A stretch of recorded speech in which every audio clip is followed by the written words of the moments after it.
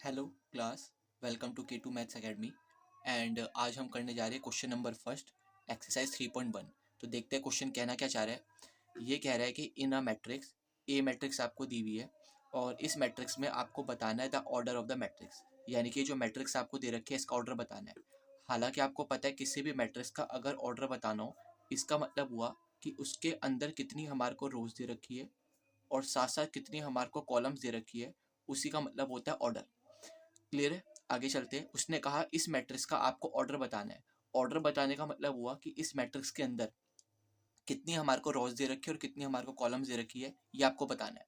और आपको पता है जितने भी एलिमेंट हॉरिजॉन्टली लगे रहते हैं इनको हम रो बोलते हैं, और जितने भी एलिमेंट हमारे ऐसे वर्टिकली लगे रहेंगे उनको हम क्या बोलते हैं? कॉलम बोलते हैं। चलिए देखते जरा। अब देखिएगा यहाँ पर अगर मैं देखता हूँ तो ये रो हो गई, ये भी एलिमेंट रो के हो गए और ये वाले एलिमेंट भी किसके हो गए? रो के हो गए। यानी कि ये भी हमारी रो है, ये भी रो है और ये भी रो है। और जितने भी एलिमेंट हमारे वर्टिकली लगे हुए, यानी कि ये वाले, ये वाले, ये वाले और ये सारे हमारे किसके एलिमेंट है? कॉलम के एलिमेंट है। यानी कि ये भी कॉलम का एलिमेंट है, ये भी कॉलम का, ये भी कॉलम का और ये भी कॉलम का एलिमेंट है।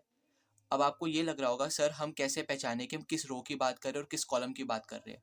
तो इसी वजह से मैं इसको नाम दे दूंगा रो 1, इसको नाम दे दूंगा रो 2 और इसको नाम दे दूंगा रो 3। ऐसी कॉलम में इसको नाम दे दूंगा कॉलम 1, इसको कॉलम 2, इसको कॉलम 3 और इसको कॉलम 4। यानी कि हम कह सकते हैं कि इस मैट्रिक्स के अंदर हमारी 3 तो रोज है यहाँ पर और साथ साथ हमारी 4 क्या है? यहाँ पर कॉलम है। यानी कि हमारी 3 तो यहाँ पर रो है और 4 क्या है? कॉलम है। तो अगर मैं इसका ऑर्डर लिखने की बात करता हूँ तो इस मैट्रिक्स का ऑर्डर हो जाएगा रो इंटू कॉलम। यानी कि रो तो हो गई 3 और कॉलम कितनी हो गई? 4। ध्यान रखने वाली बात यह है कि किसी भी मैट्रिक्स का अगर ऑर्डर लिखा जाएगा तो हमेशा पहले रोज आएंगी और इसके बाद क्रॉस हमेशा क्या आएगा? यहाँ पर कॉलम आएगा। ये बात ध्यान रखने वाली है। एक बात इसी के साथ और ध्यान ध्यान रखिएगा कि रो को हमेशा हम एम से डिनोट करते हैं और कॉलम को हमेशा हम एन से डिनोट करते हैं। क्लियर हो गई यहाँ तक बात? नहीं तो ये हमारा क्वेश्चन नंबर फर्स्ट का पहला पार्ट खत्म हुआ कि जो हमारा ऑर्डर है मैट्रिक्स का वो कितना दिया हुआ है? 3x4 दिया हुआ है।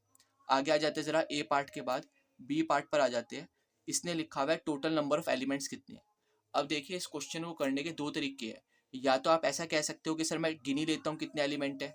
अगर आप गिनोगे तो ये पता चल जाएगा 1 2 3 4 5 6 7 8 9 10 11 12।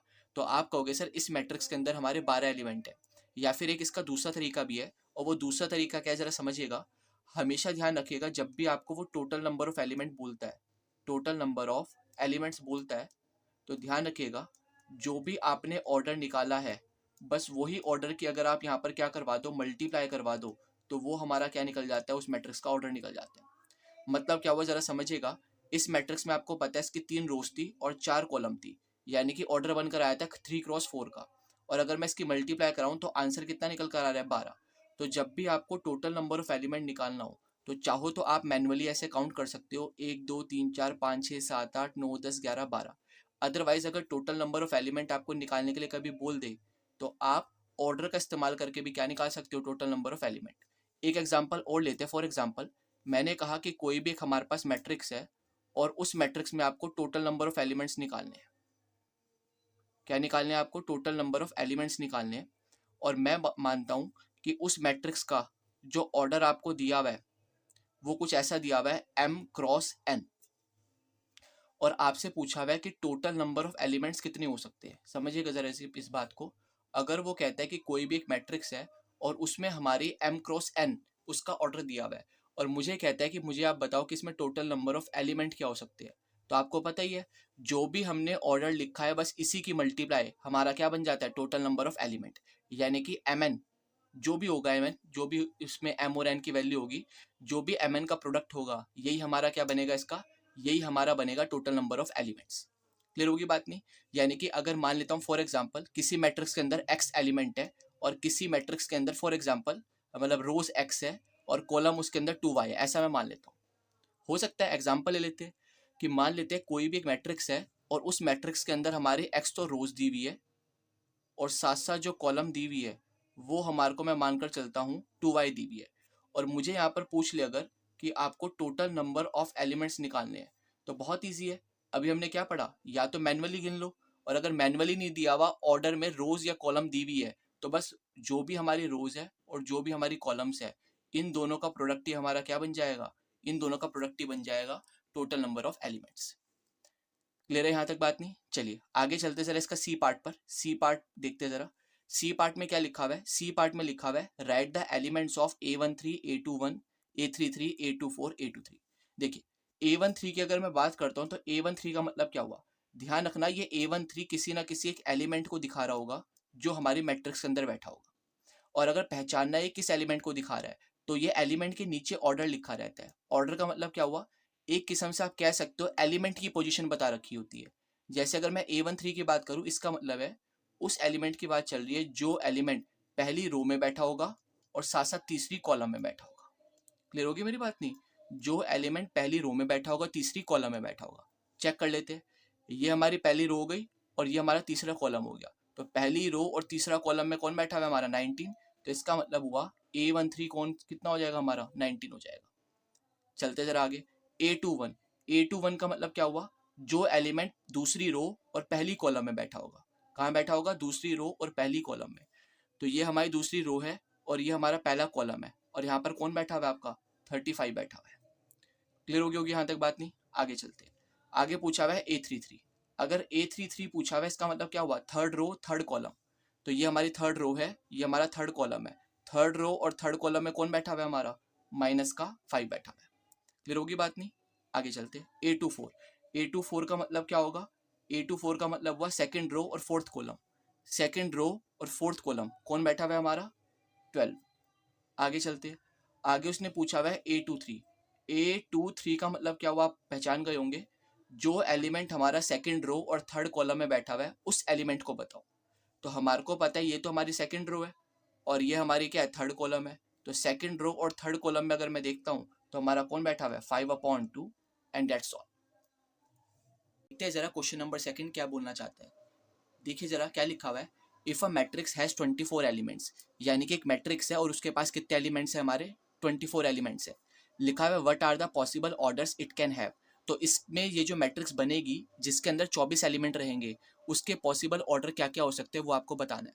चलिए तो ध्यान रखिएगा जरा। मैंने आपको शायद पिछली वीडियो में भी ये बात बताई थी कि अगर कभी भी आपको यहाँ पर टोटल नंबर ऑफ एलिमेंट निकालने के लिए बात करें तो टोटल नंबर ऑफ एलिमेंट निकालने का एक हमने फॉर्मूला पढ़ा था और उस फॉर्मूले में हमने देखा था कि जो भी हमारी मैट्रिक्स का ऑर्डर रहेगा, फॉर एग्जांपल मैंने कहा कि एक मैट्रिक्स है और उसका ऑर्डर दिया हुआ है m×n। तो वो m×n को अगर मैं प्रोडक्ट करवा दूं तभी हमारे क्या निकल जाते हैं? Total number of element. आप चाहो तो मैनुअली भी उसको गिन सकते हो, कोई दिक्कत नहीं आएगी। अब देखिएगा जरा। उसने कहा एक मैट्रिक्स के अंदर टोटल 24 एलिमेंट्स है, तो यानी कि टोटल 24 एलिमेंट दिए हुए आपको। तो मैंने कहा कि जो टोटल एलिमेंट आपको दिए हुए है वो दिए हुए 24 इज इक्वल्स टू ऑर्डर यानी कि m×n। इससे हमारे को क्या पता चलता है? इससे हमारे को पता चलता है कि अगर किसी मैट्रिक्स के अंदर 24 एलिमेंट है तो साफ सी बात है उसका ऑर्डर कुछ ऐसा रहा होगा जिसकी प्रोडक्ट करवाने पर क्या बन सके? 24। मैं दोबारा रिपीट करता हूँ। यानी कि ये बात हुई कि कोई भी अगर आपके पास मैट्रिक्स है और उस मैट्रिक्स के अंदर 24 एलिमेंट्स है, इसका मतलब है कि उनकी जो उसका जो ऑर्डर रहा होगा, ऑर्डर का प्रोडक्ट करवाने के बाद क्या बन रहा होगा? 24 बन रहा होगा। तो आपको बस ऐसी वैल्यू छाटनी है दो जिनका प्रोडक्ट कराकर क्या बन सकता हो? 24। चलिए स्टार्ट करते हैं। जैसे मैंने कहा एक मैंने m की वैल्यू ले ली 1 और n की वैल्यू ले ली आपने 24। तो 1×24 कराओगे तो 24 बन जाएगा। ऐसे अगर मैं 2 के साथ 12 ले लूँ तो 2 12 जार 24। ऐसे 3 8 जार 24। ऐसे 4 6 जार 24। ऐसे अब आगे चलता हूँ तो 6 4 जार 24। लो भाई 6 4 जार 24। आगे 8 3 जार 24। 12 2 जार 24। 24 इंटू 1 इज इक्वल टू 24। यानी कि ये पॉसिबल हमारे क्या हो सकते हैं? किसी भी मैट्रिक्स के ऑर्डर हो सकते हैं जिसके अंदर हमारे कितने एलिमेंट्स हैं? 24 एलिमेंट्स है। आप इसी चीज़ को ऐसे भी समझ सकते हो कि आपको ये बताना है कि 24 आपके पास एलिमेंट है और इन 24 एलिमेंट को मैं रो और कॉलम में कैसे अरेंज कर सकता हूँ। मतलब ये हुआ, हो सकता है किसी भी मैट्रिक्स में जिसके 24 एलिमेंट है उसमें एक रो हो 24 कॉलम हो। ऐसा हो सकता है 2 रो हो 12 कॉलम हो। ऐसा हो सकता है 3 रो 8 कॉलम, 4 रो 6 कॉलम, 6 रो 4 कॉलम, 8 रो 3 कॉलम, 12 रो 2 कॉलम और 24 रो 1 कॉलम। आप इसको ऐसे भी पढ़ सकते हो। क्लियर है यहाँ तक बात नहीं? आगे चलते हैं। आगे लिखा है what if it has the 13 elements. यानी कि वो कह रहा है कि एक मैट्रिक्स है और अगर उस मैट्रिक्स के अंदर आपको टोटल एलिमेंट्स 13 दे रखे हैं तब पॉसिबल ऑर्डर क्या बन सकते हैं? कोई दिक्कत नहीं है। आप फिर से चेक करो। अगर मैं एक रो मानता हूँ तो साफ सी बात है 13 उसमें कॉलम रही होगी। आगे अगर मैं बढ़ता हूँ तो 2 के साथ नहीं बनेगा, 3 के साथ नहीं, 4 के साथ नहीं, 5 के साथ नहीं, तो सीधा सीधा हमारा किसके साथ बनेगा, 13 के साथ। तो 13 अगर रो ले रहा हूँ तो कॉलम कितनी होगी, 1। यानी कि ऊपर वाले में टोटल पॉसिबल ऑर्डर जो बनेंगे हमारे वो कितने बन सकते हैं, 8। 1 2 3 4 5 6 7 8। पर अगर मैं ऐसी मैट्रिक्स की बात करूं जिसके अंदर हमारे 13 एलिमेंट है, तो उसके पॉसिबल ऑर्डर कितने बन सकते हैं, सिर्फ हमारे यहाँ पर 2। क्लियर है यहाँ तक बात नहीं? ध्यान रखिएगा, ऐसी हमारे को क्वेश्चन नंबर 3 भी दे रखा है, उसको भी मैं साथ साथ करवा देता हूँ ताकि आपको कोई प्रॉब्लम ना हो। 3rd क्वेश्चन में देखिएगा लिखा हुआ है कि अगर एक मैट्रिक्स के अंदर 18 एलिमेंट्स आ जाए तो उसका हमारा पॉसिबल ऑर्डर क्या हो सकता है। कोई दिक्कत नहीं है सर, अगर 18 एलिमेंट है इसका मतलब हो सकता है एक रो हो 18 कॉलम हो, ऐसा हो सकता है सर 2 रो हो 9 कॉलम हो, सर 3 रो हो जाए 6 कॉलम हो जाए, सर ऐसा भी हो सकता है हमारा 3 के बाद 4 से नहीं आएगा, 5 से नहीं, 6 रो हो जाए 3 कॉलम हो जाए, ऐसा हो सकता है 9 रो हो जाए 2 कॉलम हो जाए, 18 रो हो जाए और 1 कॉलम हो जाए। इसका मतलब टोटल जो हमारे ऑर्डर निकल सकते हैं पॉसिबल, वो कितने निकल सकते हैं हमारे यहाँ पर, 6 पॉसिबल ऑर्डर निकल सकते हैं। कितने निकल सकते हैं, 6 पॉसिबल ऑर्डर निकल सकते हैं। इसी के आगे लिखा हुआ है what if it has the 5 elements, यानी कि अगर मैं 18 एलिमेंट की जगह आपके 5 एलिमेंट्स ले लूँ तब हमारे पॉसिबल ऑर्डर क्या रहेंगे।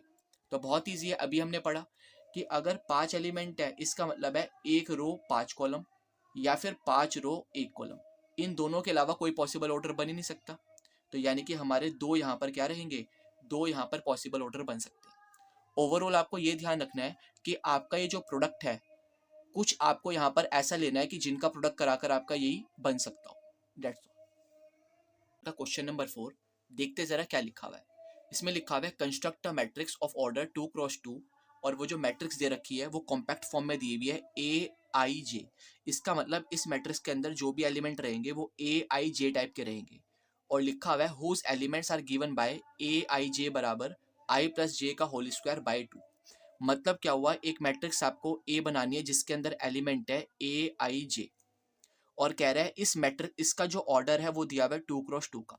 अब आप खुद समझिए, अगर यहाँ पर ये AIJ ना देता, इसकी जगह एलिमेंट्स दे देता तो कोई दिक्कत ही नहीं थी। सर मैं यहाँ पर एलिमेंट्स लिखता, मेरी मैट्रिक्स तैयार हो जाती और काम वहीं खत्म हो जाता। दिक्कत कहाँ आ गई, दिक्कत सर यहाँ आई है कि इसकी जगह पर मुझे एलिमेंट देने चाहिए थे पर उसने दिए नहीं है। एलिमेंट की जगह उसने कहा कि एलिमेंट खुद से निकालो, और निकालने किसकी हेल्प से, आपको इसकी हेल्प से आपको एलिमेंट निकालने। जरा देखते हैं कैसे निकालेंगे, देखना जरा। लिखा हुआ है AIJ बराबर I प्लस जे का होल स्क्वायर बाय में 2। अब देखिए, अगर मैं कह रहा हूँ कि अगर ये मैट्रिक्स है A और ये 2x2 की है तो साफ सी बात है इसके अंदर 2 तो रो रहेंगी और 2 क्या रहेंगी, आपकी कॉलम। अगर यहाँ पर आपकी 2 रो है और 2 कॉलम है तो साफ सी बात है इसके अंदर एलिमेंट्स कितने बनेंगे, 4, क्योंकि हमने पढ़ा हुआ है जो ऑर्डर होता है उन्हीं का मल्टीप्लाई हमारा क्या बनता है, total number of elements.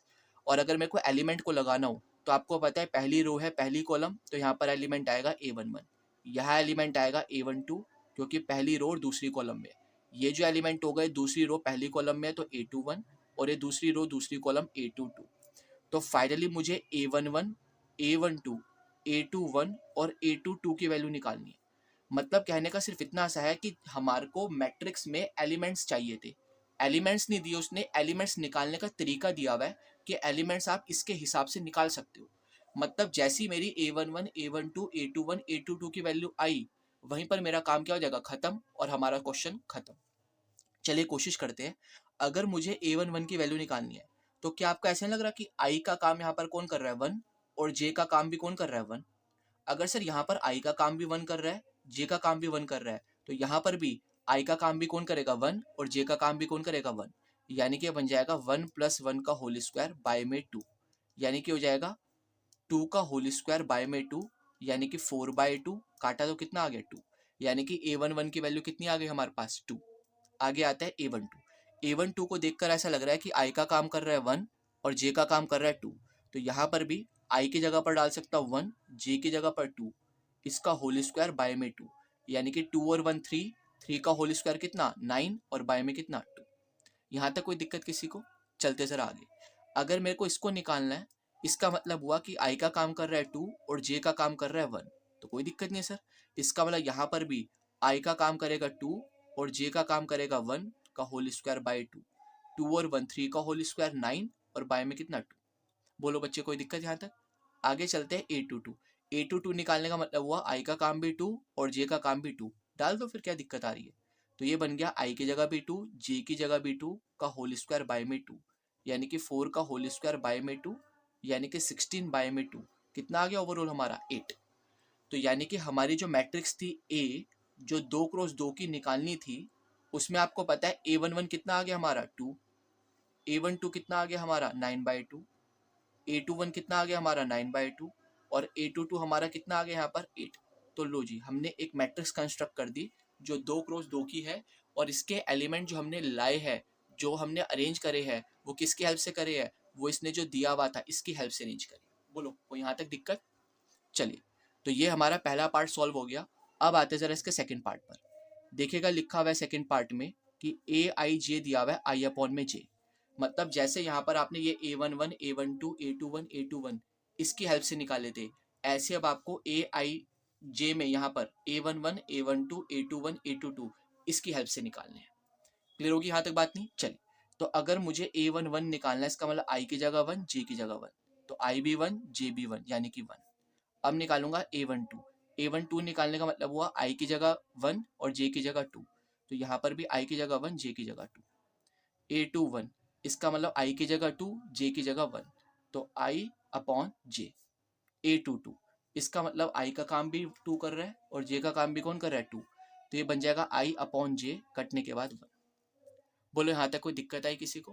Clear हो गई होगी सारी बात। बस आपको ध्यान रखना है कि आपको निकालना क्या है और किसकी हेल्प से निकालना है, और बाकी तो चैप्टर बहुत ईजी है अगर आप देखते तो। चलिए कोशिश करते। तो ए हमारा आ गया A11 यानी कि 1, A12 यानी कि हाफ, A21 यानी कि 2 और A22 कितना 1। लो, ये हमारा आंसर आ गया सेकंड पार्ट का, जो उसने बोला था कि एक मैट्रिक्स कंस्ट्रक्ट करके दिखाओ, हमने एक मैट्रिक्स कंस्ट्रक्ट कर दी। आगे आते हैं इसके थर्ड पार्ट पर, जो हमारा लास्ट पार्ट है इसका। इसमें लिखा हुआ है कि इस बार जो आपको एलिमेंट लेकर आने हैं, वो लाने हैं I प्लस का 2J का होल स्क्वायर बाय 2 करके। कोई दिक्कत नहीं है, वैल्यू से सब्सटीट्यूट करनी है, कर देंगे, कोई दिक्कत नहीं आएगी। करते जरा। सबसे पहले A11 निकालने का मतलब हुआ I की जगह 1, J की जगह भी 1 का होल स्क्वायर बाय 2, यानी कि 1 + 2 का होल स्क्वायर बाय 2, यानी कि 3 का होल स्क्वायर 9/2। आगे आते हैं A12। A12 का मतलब हुआ I की जगह 1, J की जगह अपना कितना 2 का होल स्क्वायर बाय 2, यानी कि 1 प्लस का 4 का होल स्क्वायर बाय 2, 4 और 1 5, 5 का होल स्क्वायर 25 और बाय में कितना 2। चलते हैं A22। A22 निकालने का मतलब हुआ I की जगह पर 2 और J की जगह पर भी कितना 2 का होल स्क्वायर बाय 2, यानी कि निकल कर आ गया हमारा 2 प्लस का 2 2 ज़ा 4 बाय 2 और इसका होल स्क्वायर। 4 और 2 6, 6 का होल स्क्वायर आपको पता है 36 बाय 2, यानी कितना आ गया 18। इसका मतलब साफ है कि जो हमारी मैट्रिक्स निकल कर आई इस बार A11 9/2, A12 25/2, A21 शायद हमने नहीं निकाला, चलो यहाँ पर निकाल देता हूँ A21 निकालने का मतलब हुआ I की जगह 2, J की जगह 1 का होल स्क्वायर बाय में 2, यानी कि 2 प्लस का 2 का होल स्क्वायर और बाय में कितना 2, 2 और 2 4, 4 का स्क्वायर 16 और बाय 2 करूंगा तो कितना 8, यानी कि निकल कर आ गया हमारा 8, और A22 कितना निकल कर आ गया हमारा 8। लीजिए, तो ये हमारा क्वेश्चन सॉल्व हो गया and that's all. Question number 5। हालांकि ये क्वेश्चन बिल्कुल सेम है जैसे हमने क्वेश्चन नंबर 4 किया था, फिर भी एक बार देखते जरा कहना क्या चाहता है। लिखा हुआ है construct a matrix of order 3x4 whose elements are given by this, यानी कि वो कह रहा है एक मैट्रिक्स आपको तैयार करनी है जिसका ऑर्डर है 3x4 का। चलिए, तो मैं मान लेता हूँ फॉर एग्जाम्पल लेट कर लिया मैंने एक मैट्रिक्स है A, जिसको हमारे को तैयार करना है, और इसका ऑर्डर दिया हुआ है 3x4। 3x4 होने का मतलब है इसके अंदर जो नंबर ऑफ रोज रहेगी वो 3 रहेगी और जो नंबर ऑफ कॉलम रहेगी वो 4 रहेगी। ठीक है, यानी कि सर 1 रो 2 रो 3 तो रो रहेगी और कॉलम रहेगी 1 2 3 4।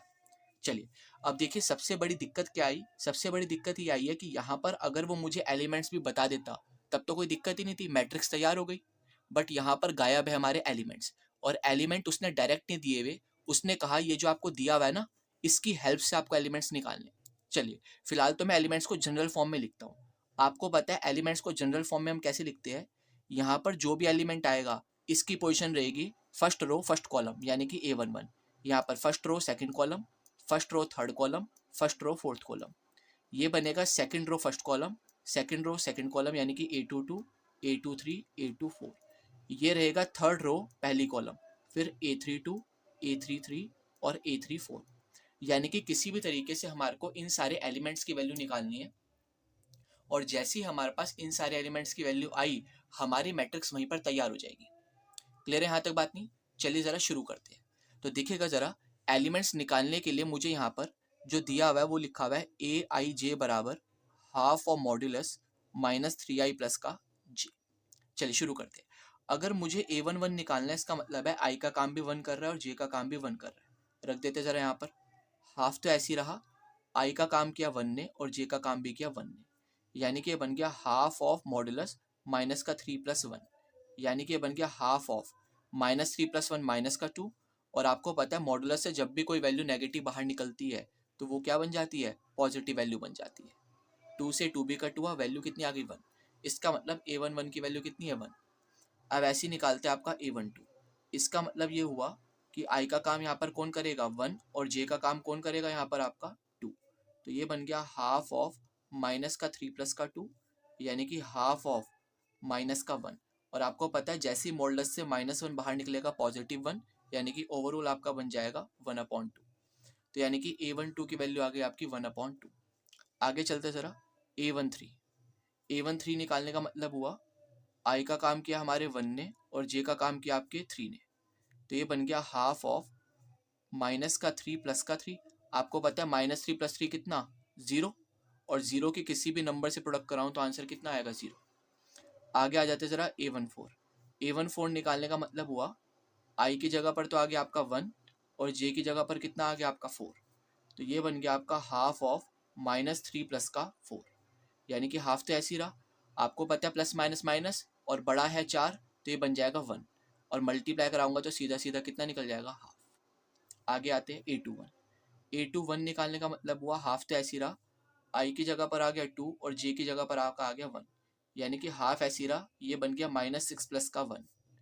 हाफ ऐसी रहा, -6 + 1 अगर मैं करता हूँ तो आपको पता है मॉड्यूलस के अंदर -5 आएगा, और यही मॉड्यूलस के अंदर से जो -5 बाहर आएगा तो क्या बन जाएगा? +5, यानी कि बन जाएगा +5/2। क्लियर है यहाँ तक बात? चलिए आगे चलते ज़रा A22 पर।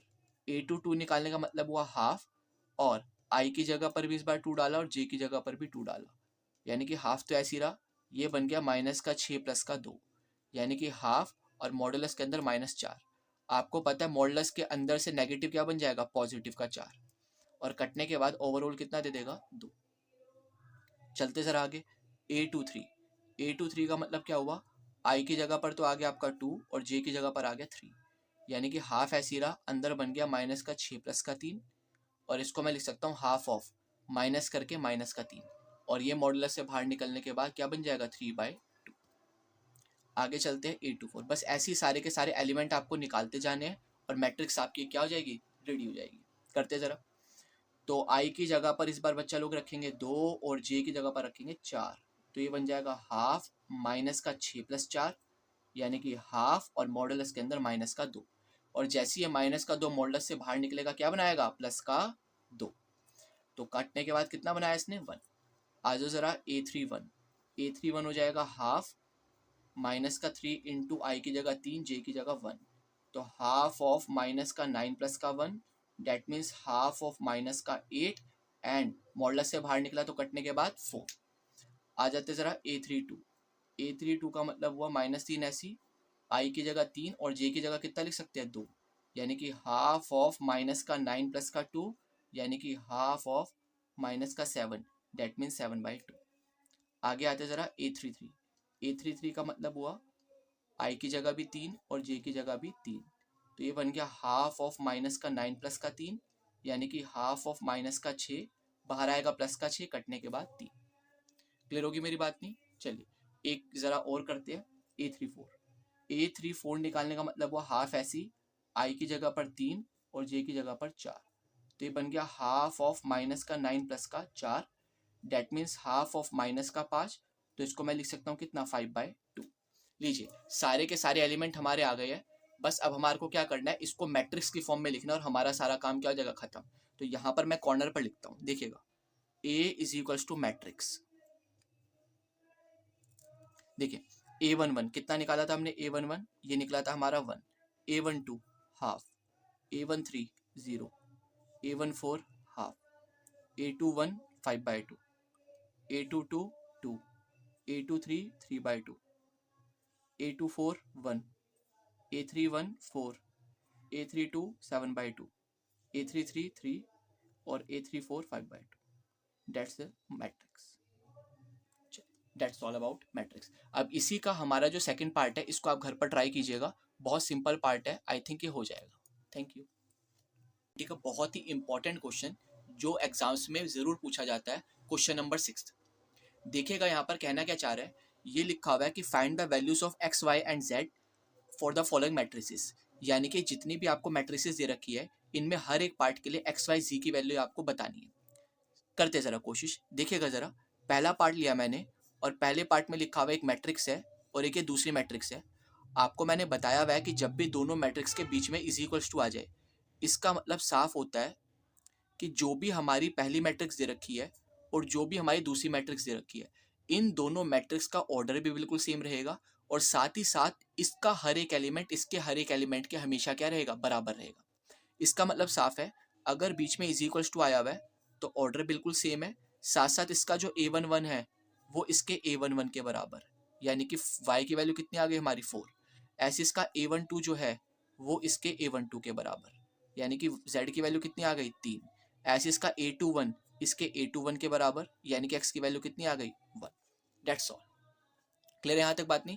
बट ध्यान रखने वाली बात केवल एक ही है कि जब भी मैट्रिसेस को बराबर देगा वो, तो मैट्रिसेस में ऑर्डर भी बिल्कुल सेम रहेगा और साथ ही साथ हमारे जो भी एलिमेंट्स है वो हर एक रेस्पेक्टिव एलिमेंट दूसरी मैट्रिक्स के रेस्पेक्टिव एलिमेंट के बराबर हमेशा रहेगा. ये बात ध्यान रखकर चलनी है. आगे आते जरा इसका बी पार्ट. बी पार्ट थोड़ा सा अच्छा क्वेश्चन है. देखिएगा ये लिखा हुआ है पहली मैट्रिक्स और दूसरी मैट्रिक्स. देखिए बीच में बराबर का साइन लगा हुआ है. ये पहला एलिमेंट एक्स प्लस वाई, ये 2, ये 5 प्लस जेड और यहाँ पर एक्स वाई. ये दिया हुआ है 6 2 और यहाँ पर 5 और 8. अगर दोनों मैट्रिक्स के बीच में इज इक्वल्स टू दिया हुआ है, इसका मतलब साफ है इसका ऑर्डर अगर 2x2 है तो इसका ऑर्डर भी क्या रहेगा, 2x2 रहेगा. ये बात समझ आ गई. और साथ ही साथ इसका जो पहला एलिमेंट है यानी कि A11 है वो इसके A11 के बराबर, इसका A12 A12 के बराबर है, इसका A13 इसके A13 के बराबर, इसका A22 इसके A22 के बराबर, यानी कि XY बराबर कितना आया 8. मैं दोबारा बता देता हूँ, इसका A11 A11 के बराबर, A12 A12 के बराबर, A21 A21 के बराबर और A22 A22 के बराबर. ऐसे करते हमारी 3 इक्वेशन बन गई है और बस इन्हीं तीनों इक्वेशन से हमारे को एक्स वाई और जेड की वैल्यू फाइंड आउट करके लानी है. करते जरा कोशिश. देखिएगा यहाँ से सबसे पहले आप जेड की वैल्यू निकाल सकते हो, 5 - 5 दैट इज 0. अब आपके पास देखिए एक ये इक्वेशन बची हुई है और एक ये इक्वेशन बची हुई है. आपने क्लास 10th में पढ़ा होगा चैप्टर नंबर 3 में कि जब भी हमारे को 2 इक्वेशन दे दे और साथ साथ 2 ही वेरिएबल दे दे तो 3 मेथड्स की हेल्प से मेनली हम क्या कर सकते हैं, उन वेरिएबल की वैल्यू निकाल सकते हैं. आपने पढ़ा था ना elimination method, substitution method, cross multiplication method. तो उन्हीं मेथड की हेल्प से हमारे को यहाँ पर क्या करना है, एक्स और वाई की वैल्यू फाइंड आउट करके लानी है. क्लियर है यहाँ तक बात. करते जरा. देखिए यहाँ से मैं चाहता हूँ कि x की वैल्यू मैं निकाल देता हूँ 8/y और इसको क्या लिख देता हूँ, put in equation number first. इसको for example equation number first मान लें. सब्स्टिट्यूशन मेथड लगा रहे तो क्या बन जाएगा, x की जगह पर आ जाएगा 8/y प्लस का y इज इक्वल टू 6. जिसके नीचे कुछ नहीं उसके नीचे 1. एलसीएम ले लो. एलसीएम लेने के लिए करना कुछ नहीं होता. अगर आपको लग रहा है डिनोमिनेटर डिफरेंट है तो बस इन दोनों के प्रोडक्ट यहाँ करवा दो, इसकी यहाँ करवा दो और इसकी प्रोडक्ट यहाँ करवा दो. So simple. क्लियर होगी बात नहीं. ये तभी करना है जब आपको लगे कि डिनोमिनेटर डिफरेंट है. यहाँ पर डिफरेंट थे तो इन दोनों की प्रोडक्ट तो नीचे आ गई, इसकी प्रोडक्ट यहाँ हो गई और इसकी प्रोडक्ट यहाँ पर हो गई. इज इक्वल टू कितना आ गया 6. यानी कि ये बन गया हमारा, यहाँ पर कर लेते जरा, ये बन गया हमारा 8 प्लस का y² इज इक्वल टू ये y 6 के साथ मल्टीप्लाई में गया और साथ साथ ये 6y इधर आ गया तो ये बन जाएगा y² माइनस का 6y प्लस का 8 इज इक्वल टू 0. अब देखिएगा यहाँ पर क्वाड्रेटिक इक्वेशन बन गई है. आपको पता है ये क्वाड्रेटिक इक्वेशन क्यों है, क्योंकि डिग्री यहाँ पर कितनी दी हुई है 2. और जब भी हमारे को डिग्री 2 दे दे, क्वाड्रेटिक इक्वेशन हो, तो उसको सॉल्व करने के कई तरीके हैं और उसी में से एक तरीका आपने सीखा होगा स्प्लिटिंग द मिडिल टर्म. करते जरा कोशिश. तो स्प्लिटिंग द मिडिल टर्म के लिए 8 1 = 8 अब आपको 8 के ऐसे फैक्टर करने हैं जिनको मल्टीप्लाई करा कर तो 80 आए और प्लस माइनस करके कितना आ जाए 6। तो अगर मैं यहाँ पर 4 और 2 को लेता हूँ तो दोनों का मल्टीप्लाई 8 भी आता है और दोनों को ऐड करने पर 6 भी आता है। यानी कि इसको मैं स्प्लिट कर सकता हूँ वाई स्क्वायर माइनस का 4y माइनस का 2y प्लस का 8 इज इक्वल टू 0। दोनों में से कॉमन आया y, अंदर बचा y माइनस का 4। इन दोनों में से कॉमन आया माइनस का 2, अंदर बचा y माइनस 4 बराबर का 0। तो इन दोनों में से दोबारा कॉमन आया y माइनस का 4, अंदर बचा y माइनस का 2 और बराबर में 0। ये एक बार 0 के बराबर में तो यानी कि y बराबर 4 हो सकता है। एक बार ये 0 के बराबर में यानी कि y हमारा 2 हो सकता है। क्लियर होगी बात नहीं? तो यानी कि यहाँ पर y की कितनी वैल्यू एग्जिस्ट कर सकती है? 2। अगर y की 2 वैल्यू एग्जिस्ट कर रही है तो साफ सी बात है x की भी कितनी वैल्यू एग्जिस्ट करेगी? 2। रख दो जरा, क्या लिखूंगा? Put in equation number 1। तो अगर मैं इक्वेशन नंबर 1 में y की वैल्यू 4 डालता हूँ तो x की वैल्यू आपको पता है कितनी आ जाएगी? 2।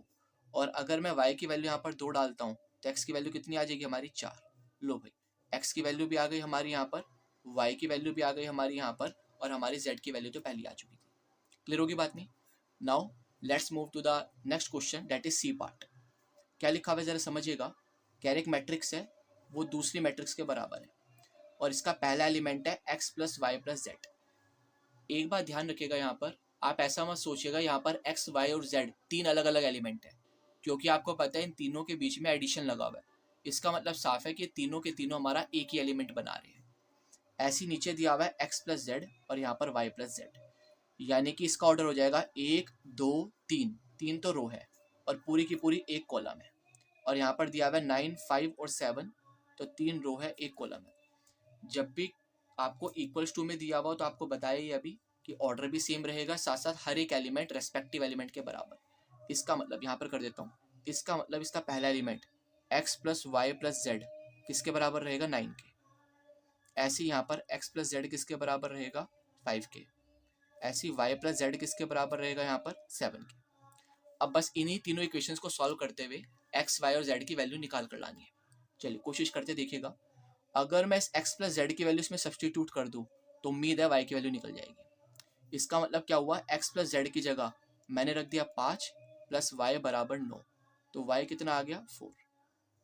अगर y 4 आ गया और इसको मैं इक्वेशन में सब्सटीट्यूट कर दूं, इस y की वैल्यू को इस इक्वेशन में सब्सटीट्यूट कर दूं तो ये बन जाएगा 4 plus z is equal to 7।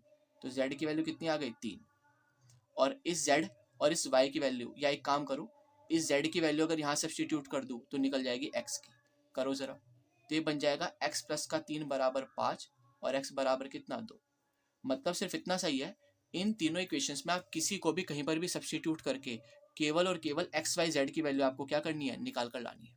Okay, that's all about the question number 6। तो देखते जरा क्वेश्चन नंबर 7 क्या कह रहा है, जरा समझिएगा।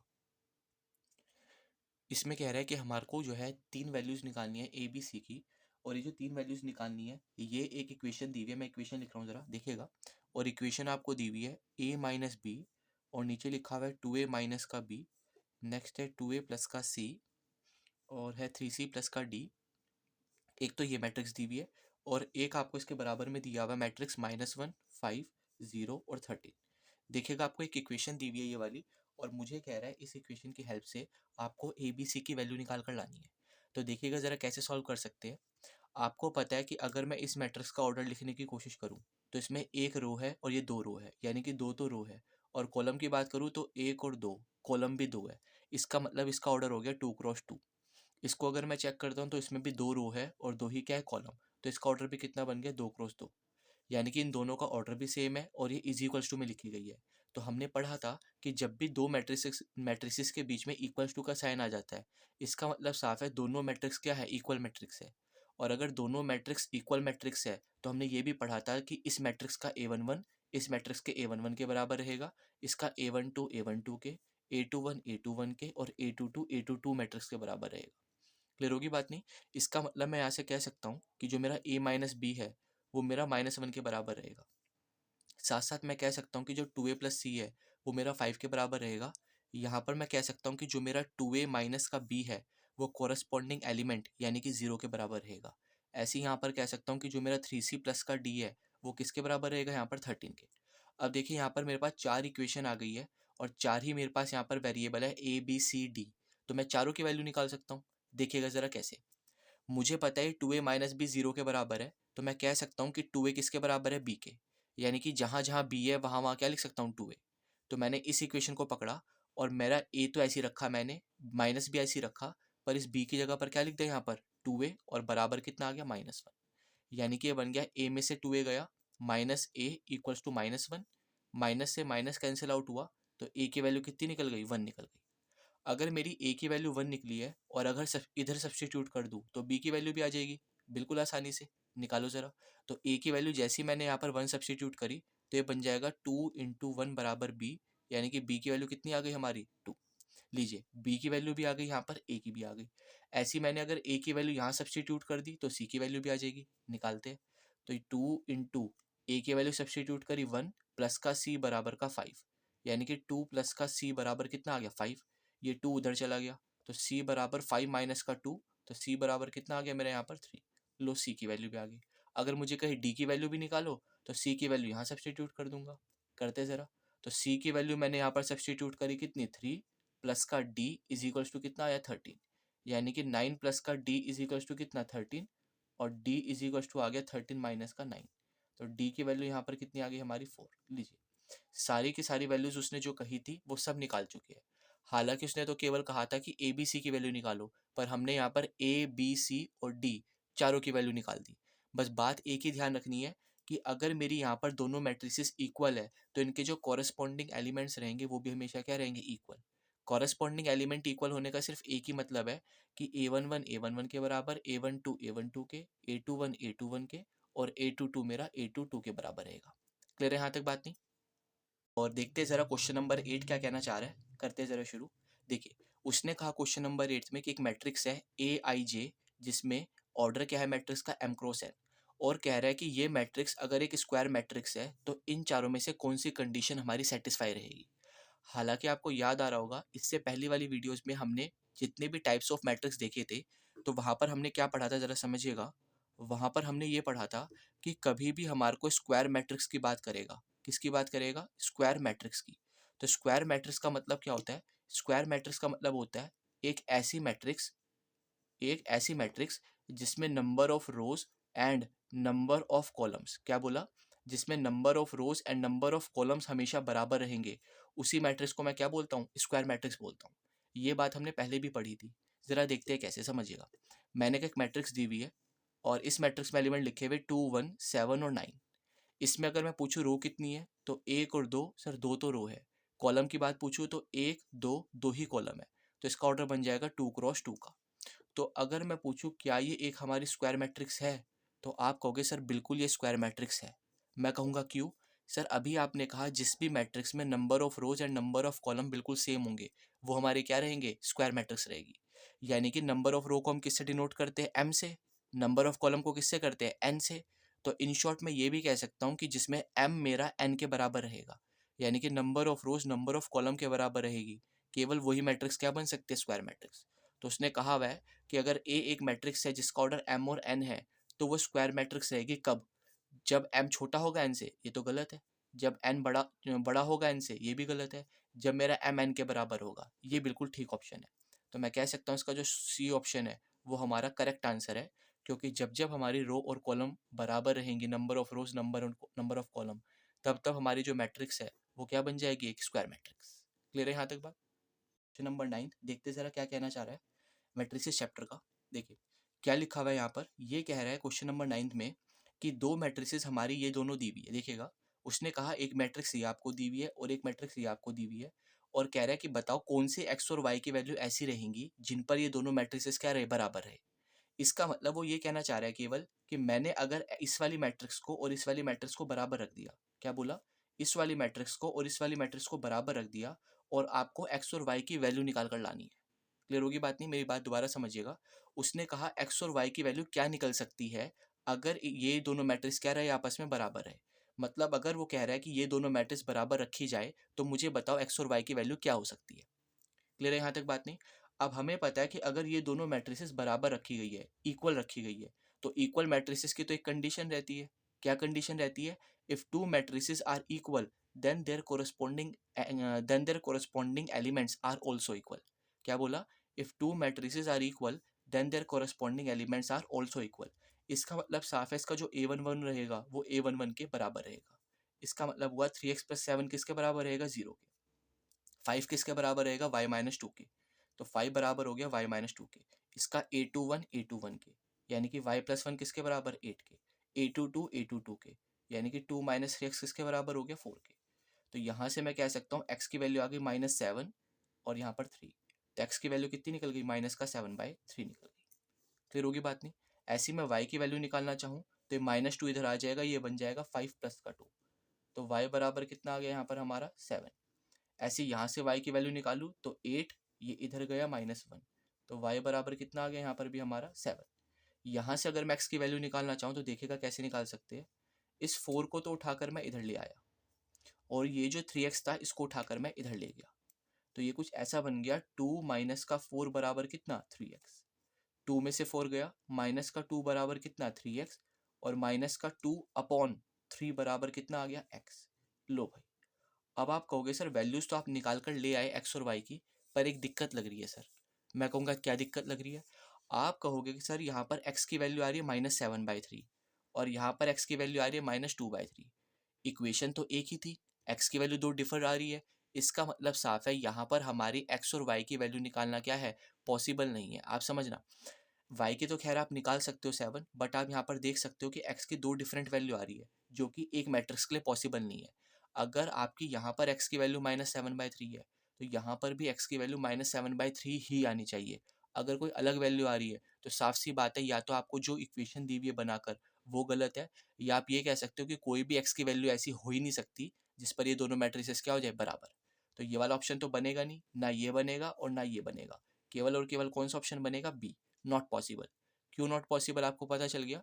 क्योंकि यहाँ पर x की 2 वैल्यू पॉसिबल हो पा रही है, -7/3 और -2/3, जो कि नॉट पॉसिबल की तरफ इशारा कर रही है.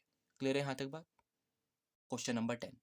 तो देखते जरा क्वेश्चन नंबर 10 क्या बोलना चाह रहा है. देखिए, लिखा हुआ है the number of all possible matrices of order 3x3 with entry 0 और 1 इज. ये क्वेश्चन बहुत ज़्यादा इंपॉर्टेंट है 1 मार्क्स के लिए, और अगर आप इसको समझ गए तो फिर तो 1 नंबर पक्का हो गया, और अगर नहीं समझ पाए तो आप यकीन मानिए आप कोशिश करते रह जाएंगे, पर ये मैट्रिसेस का क्वेश्चन सॉल्व नहीं हो पाएगा. देखते ज़रा करते कैसे इसको. देखिए, हमारे को यहाँ पर उसने बोला कि एक मैट्रिक्स आपको तैयार करनी है और उस मैट्रिक्स का ऑर्डर होना चाहिए 3x3 का, और उसके अंदर जो एंट्री होगी वो केवल और केवल 0 और 1 की करनी है. मतलब आप कितनी भी मैट्रिक्स बना लीजिए, केवल और केवल उसके अंदर 0 और 1 होने चाहिए, और उसका जो ऑर्डर है वो केवल और केवल 3x3 का होना चाहिए. क्लियर होगी मेरी बात? नहीं, क्या होना चाहिए? उसका ऑर्डर 3x3 का होना चाहिए. तो देखते हैं ज़रा. मैंने एक मैट्रिक्स बनाई, समझिएगा. मैंने लिख दिया 0 1 0 0 0 1 0 1 0 ऐसे. अब कोई बच्चा कहेगा कि सर ऐसा करते हैं, 0 1 आपने भर दिया, ठीक है, 3x3 की भी मैट्रिक्स बना दी, ठीक है. सर आप एक काम करो, इस 0 को यहाँ ले आओ, 1 को यहाँ ले आओ, एक और मैट्रिक्स तैयार हो गई. 0 को यहाँ ले आओ, 1 को यहाँ ले आओ, एक और तैयार. सर इसको 0 0 ना करके 1 1 कर दो, एक और तैयार. सर इसको भी यहाँ पर आप क्या कर दो, इसको 0 को यहाँ ले आओ, 1 को यहाँ ले आओ, एक और तैयार. और ऐसे करते करते क्या बहुत सारी बन जाएगी.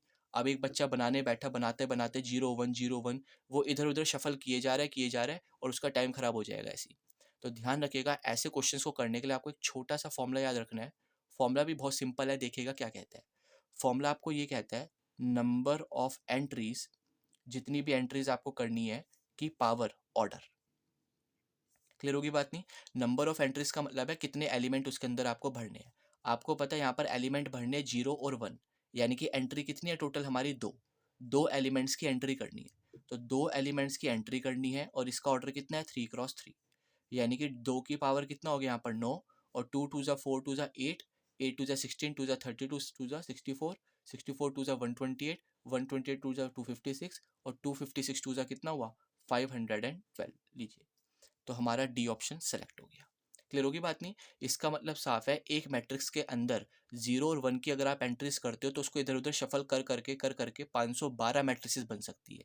क्लियर हो रही है मेरी बात? नहीं, अब किसी बच्चे को अगर ये फॉर्मूला ना बताओ तो वो तो 512 बनाकर चेक करेगा, और हालांकि वो 512 बनाएगा और आधे में ही हार मान कर कहेगा सर ये क्वेश्चन सॉल्व ही नहीं हो पाएगा. क्लियर हो रही है बात? नहीं, इसी से रिलेटेड एक क्वेश्चन और ले लेते हैं. देखिएगा, मैं ये कहना चाह रहा हूँ, इस बार जो एंट्रीज करी गई है वो मेरी एंट्रीज करी गई है 7 9 और 0 की. मतलब मैट्रिक्स के अंदर जो एलिमेंट्स लिखे गए हैं वो 7, 9 और 0 है केवल, और जो ऑर्डर है हमारी मैट्रिक्स का वो बनाया गया 2x2 का। मैं कह रहा हूँ बताओ कितनी हमारी ऐसी मैट्रिसेस पॉसिबल हो सकते हैं, ज़रा ये बताओ। तो बहुत ईजी, अभी हमने पढ़ ही लिया कि सर जितनी भी नंबर ऑफ एंट्रीज है, कितनी नंबर ऑफ एंट्रीज है 3, उसकी पावर कर दो सर जितना भी हमारा ऑर्डर है। क्लियर है यहाँ तक बात? नहीं तो ये बन जाएगा 3 की पावर कितनी 4, और 3 की पावर 4 बोले तो कितना 81। तो ये हमारा क्या आ गया आंसर। क्लियर होगी बात? नहीं